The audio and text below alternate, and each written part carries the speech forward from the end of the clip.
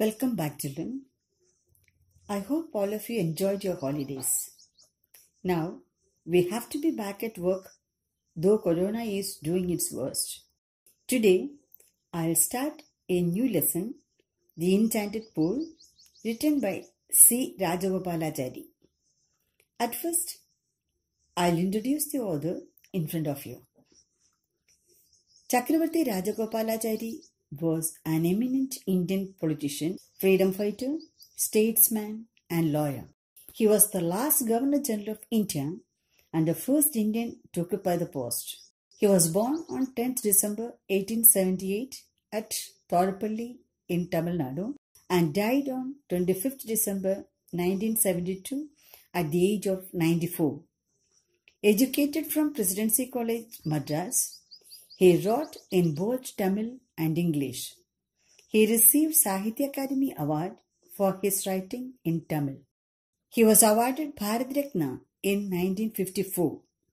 He wrote a Tamil translation of the Ramayana and the Mahabharata. Now, I'll give you a brief summary of the lesson. The Enchanted Pool is a part of the great Indian epic, the Mahabharata, narrated by Saint Vyasa.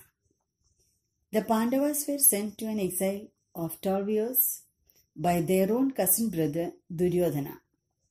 During the exile, the Pandavas felt thirsty and started looking for a pool. Sahadeva, the youngest Pandava, found a pool, and as soon as he went to drink water from it, the Yaksha who owned the pool forbade him from doing so. Sahadeva neglected his warning and drank water. As a result of this, he fell down unconscious. One by one, the other three Pandavas came searching for him. They too fell into the same trap and fell unconscious. At last, the eldest Pandava, Yudhishthira, reached the pool in search of his brothers. On hearing the warning, he did not drink from the pool. He agreed to answer the Yaksha's questions. Yudhishthira's answers pleased the Yaksha, and he returned the lives of the unconscious brothers. In reality, the Yaksha was God Yama himself, who had created the scenario to test the dharma of Yudhishthira. This lesson teaches us that when you show good conduct or behave well, you tend to please everyone, whether you know them or not. You show that you respect the other person and value their words and advice, which in turn will give you happiness. I will now explain the lesson, The Enchanted Pool, in detail. Enchanted means filled with delight, or placed under or as if under a magic spell. The pool which has some magical properties. One riddle is given here. Let's see the answer. I never was, am always to be, no one ever saw me, nor ever will.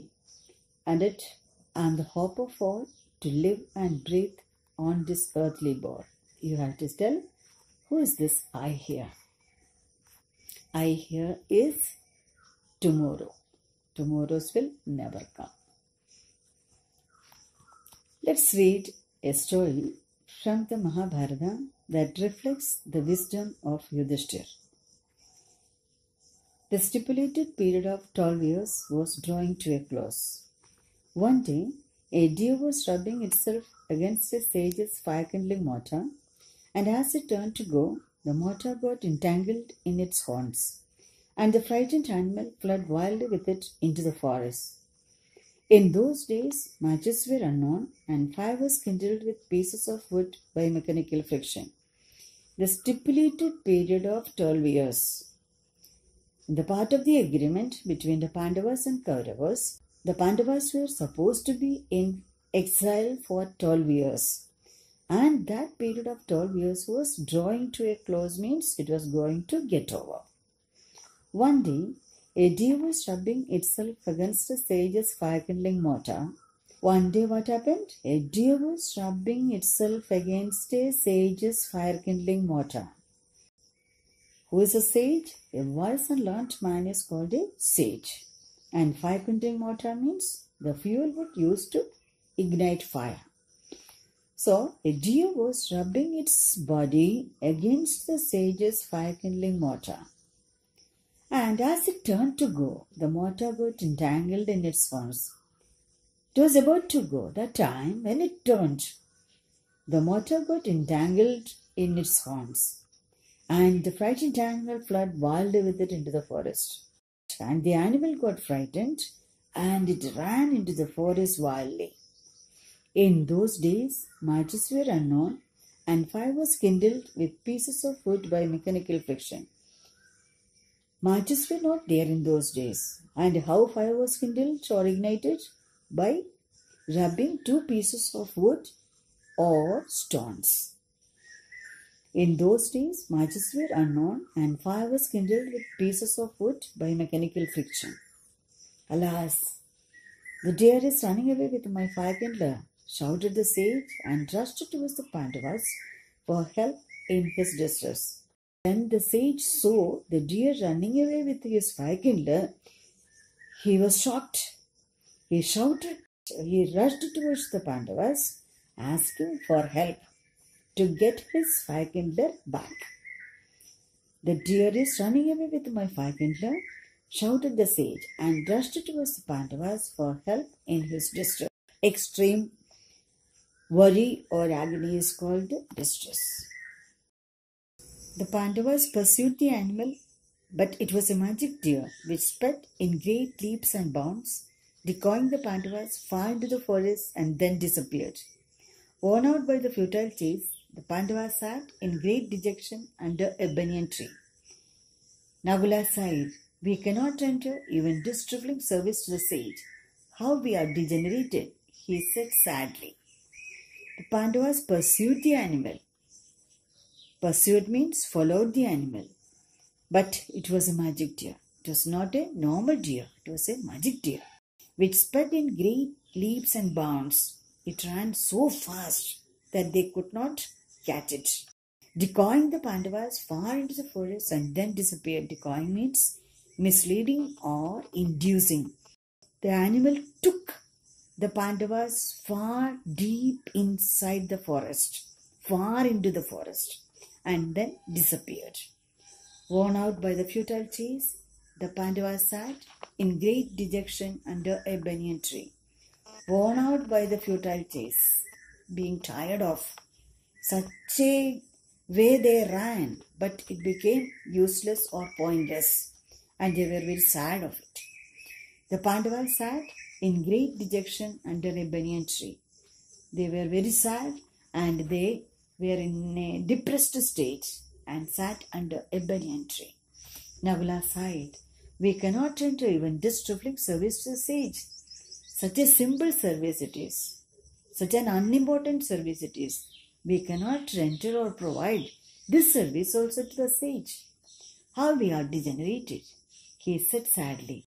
"Our power deteriorated like anything," he said very sadly. Yudhishthir noticed with sorrow that his brothers had lost their cheerfulness and courage. He thought they would be more cheerful with something to do. He was tormented with thirst, and so he said to Nagula, "Brother, climb the tree and see whether there is a pool or river nearby." Nagula climbed the tree, looked around and said, "At a little distance, I see water plants and cranes. There must certainly be water there." Yudhishthir sent him to fetch some water to drink. Yudhishthir noticed with sorrow that his brothers had lost their cheerfulness and courage.